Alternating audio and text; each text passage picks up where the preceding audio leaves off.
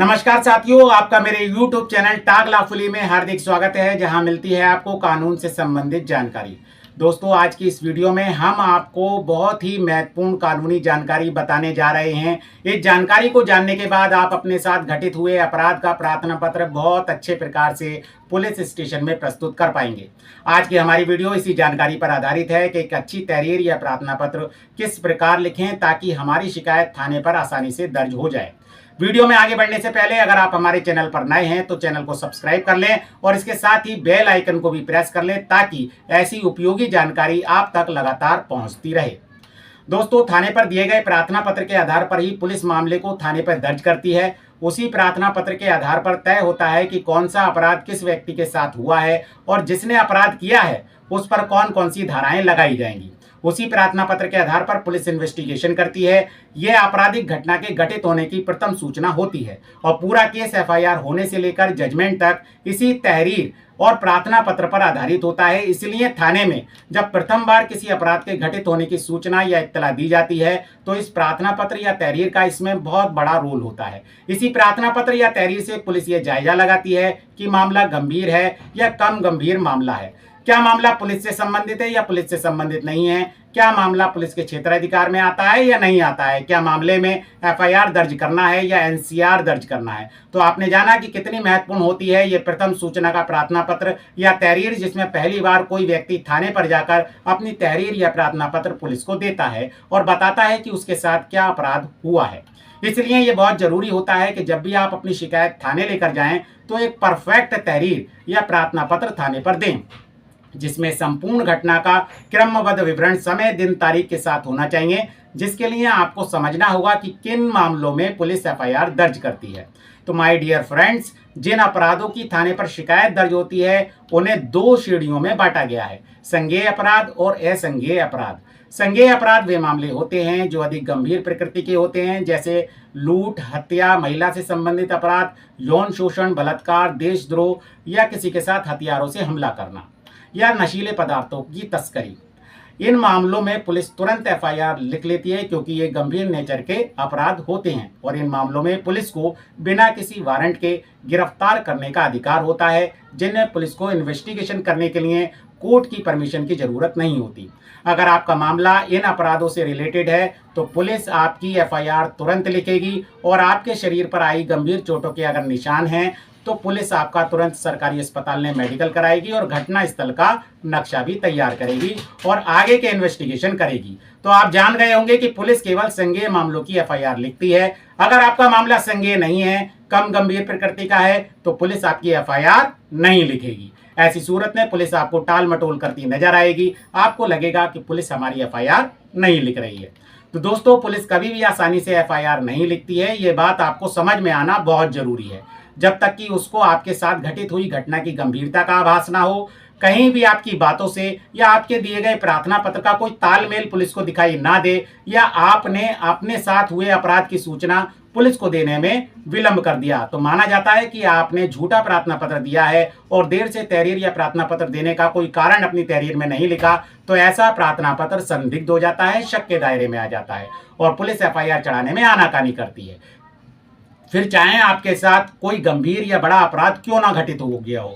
इसलिए शीघ्र से शीघ्र वास्तविक घटना का वर्णन करते हुए घटना का सही समय, दिन, तारीख के साथ प्रस्तुत किए गए गंभीर घटना के प्रार्थना पत्र पर ही पुलिस एफआईआर थाने में दर्ज करती है। अगर पुलिस ऐसा ना करे और मामला गंभीर है तो उसके अन्य विकल्प हैं, कानूनी उपाय हैं, उन्हें अपनाना चाहिए। इसके लिए आपको जिले के एसपी या एसएसपी से शिकायत करनी चाहिए। फिर भी बात अगर ना बने तो कोर्ट के माध्यम से उचित एडवोकेट का चुनाव करके कोर्ट के माध्यम से ऐसे गंभीर अपराध की रिपोर्ट थाने पे दर्ज कराई जा सकती है। लोग प्रॉपर चैनल जानते नहीं हैं और धारणा बना लेते हैं कि थाने पर रिपोर्ट दर्ज नहीं होती।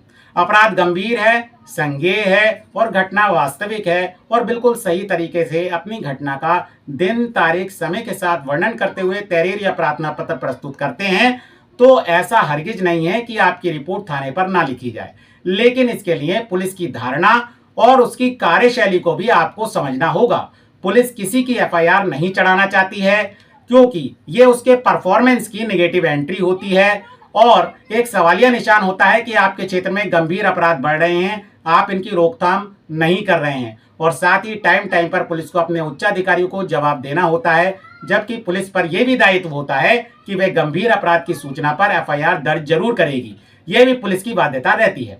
इसलिए पुलिस सभी मामलों में आसानी से एफआईआर दर्ज नहीं करती। जहां प्रथम दृष्टया मामला अपराध के गंभीर होने का पुलिस को नहीं लगता, इसके साथ ही कुछ अपराध कम गंभीर किस्म के होते हैं जो पब्लिक के साथ अक्सर होते रहते हैं, जैसे किसी को जान से मारने की धमकी देना, मारपीट करना, किसी का अपमान कर देना, गाली गलौज देना, जो कि पब्लिक में एक दूसरे के साथ सबसे ज़्यादा होते हैं। और लोग इन मामलों की शिकायत लेकर जब थाने पहुंचते हैं तो थाने की पुलिस ऐसे मामलों को एफआईआर में नहीं चढ़ाती और टाल मटोल करने का प्रयास करती है। और जब ऐसे मामलों में पुलिस पर उच्चाधिकारी को दबाव बनाया जाता है तो पुलिस ऐसे मामलों में एनसीआर चढ़ा लेती है और कह देती है कि आपकी रिपोर्ट दर्ज हो गई है। ऐसे मामलों में पुलिस को किसी को गिरफ्तार करने का अधिकार नहीं होता और ना ही ऐसे मामलों में पुलिस कोई इन्वेस्टिगेशन कर सकती है।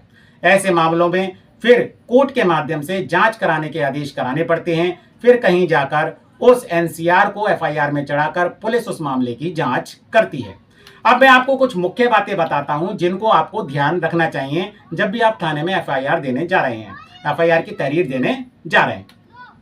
जब आपके साथ कोई आपराधिक घटना घटित हो तो सबसे पहले पुलिस हेल्पलाइन नंबर को डायल करें और उस पर अपने साथ हुई वारदात को बताएं, जिससे उस पर एक इवेंट नंबर मुख्यालय पर दर्ज हो जाता है और उस इवेंट का एक मैसेज आपके मोबाइल में भी आता है। हर राज्य में पुलिस हेल्पलाइन नंबर इमरजेंसी के लिए जारी किया गया है, जिसमें पुलिस को सूचना शीघ्र पहुंचती है और पुलिस की पहुंच आप तक आसानी से हो जाती है। अगर मोबाइल सेवा आपके पास नहीं है तो आपको तुरंत जल्दी से जल्दी पुलिस थाने में अपने साथ हुए गंभीर अपराध की सूचना तुरंत थाने पर देनी चाहिए। आप प्रयास ये करें कि सबसे पहले थाने पहुंचें। ये इसलिए भी जरूरी है कि हो सकता है कुछ मामले कम गंभीर होते हैं जिनमें आरोपी को पता होता है कि गिरफ्तारी नहीं होगी और हो सकता है कि वे शातिर भी हो और आपसे पहले वे थाने पहुंच जाए और आप ही के खिलाफ झूठा प्रार्थना पत्र पुलिस के सामने पेश करे और आपकी बात पर कम बल दिया जाए। इसलिए जल्दी से जल्दी आपको घटना की सूचना पुलिस को देनी चाहिए, क्योंकि पुलिस को गंभीर अपराध की सूचना मौखिक भी दी जा सकती है, लिखित भी दी जा सकती है और किसी इलेक्ट्रॉनिक माध्यम से भी सूचना दी जा सकती है। जब शिकायत लिखित रूप में की जा रही है तो अपने प्रार्थना पत्र में घटना का समय, दिन व तारीख अंकित करते हुए घटना को क्रमबद्ध वर्णन करना चाहिए और बताना चाहिए कि व्यक्ति के साथ क्या गंभीर अपराध घटित हुआ है, ये स्पष्ट होना चाहिए। इसके लिए आप किसी कानूनी सलाहकार या एडवोकेट से भी कंसल्ट कर सकते हैं।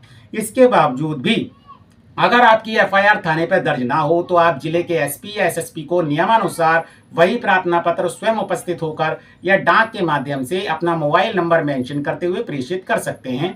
जिले का एसपी या एसएसपी भी मामले की गंभीरता को देखते हुए स्वयं आपके प्रार्थना पत्र पर संज्ञान ले सकता है, जांच कर सकता है या अपने अधीनस्थ किसी पुलिस ऑफिसर को जांच का आदेश दे सकता है। इसके बाद भी अगर आपकी एफआईआर दर्ज ना हो तो आपको जाना होगा कोर्ट और अपने वकील साहब के माध्यम से कोर्ट में भारतीय नागरिक सुरक्षा संहिता की धारा 175 की उपधारा 3 के अंतर्गत प्रार्थना पत्र प्रस्तुत करना होगा, जिस पर मामले की गंभीरता पर कोर्ट संज्ञान लेगी और थाने को एफआईआर दर्ज कर विवेचना किए जाने के आदेश थाने को देगी। दोस्तों, एक अच्छे नागरिक होने के नाते हमेशा आप घटना की वास्तविक मामलों में ही एफआईआर दर्ज कराएं, क्योंकि यहां से पुलिस का एक्शन शुरू होता है और पुलिस इन्वेस्टिगेशन के बाद अपनी फाइनल रिपोर्ट कोर्ट में दाखिल करती है और कोर्ट में ट्रायल के बाद गुण दोषों के आधार पर जजमेंट के बाद ही कोई मुकदमा समाप्त होता है, जो कि एक लंबी प्रक्रिया है जिसमें आरोपी को सजा दिए जाने का प्रावधान है। कभी भी कानून का किसी को नाजायज परेशान करने के उपकरण के तौर पर इस्तेमाल नहीं करना चाहिए। तो माय डियर फ्रेंड्स, इस प्रकार आप अपने साथ हुए गंभीर अपराध की थाने पर एफआईआर दर्ज करवा सकते हैं। उम्मीद है आप समझ पाए होंगे कि एफआईआर को लेकर पुलिस की धारणा क्या होती है। पुलिस आसानी से एफआईआर दर्ज नहीं करती है, बल्कि एफआईआर दर्ज करवाई जाती है। लोग मात्र एक प्रार्थना पत्र थाने को देकर हिम्मत हारकर घर बैठ जाते हैं और कहते हैं कि एफआईआर नहीं चढ़ती है।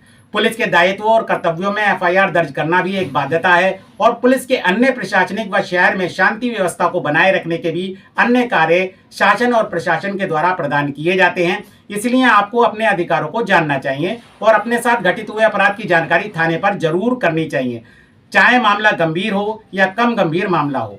पुलिस से डरना नहीं है। अपने कानूनी अधिकारों को जानते हुए निडर होकर स्पष्ट तरीके से अपनी बात रखनी चाहिए और एफआईआर दर्ज कराए जाने की सही कानूनी प्रक्रिया को भी ध्यान में रखना चाहिए।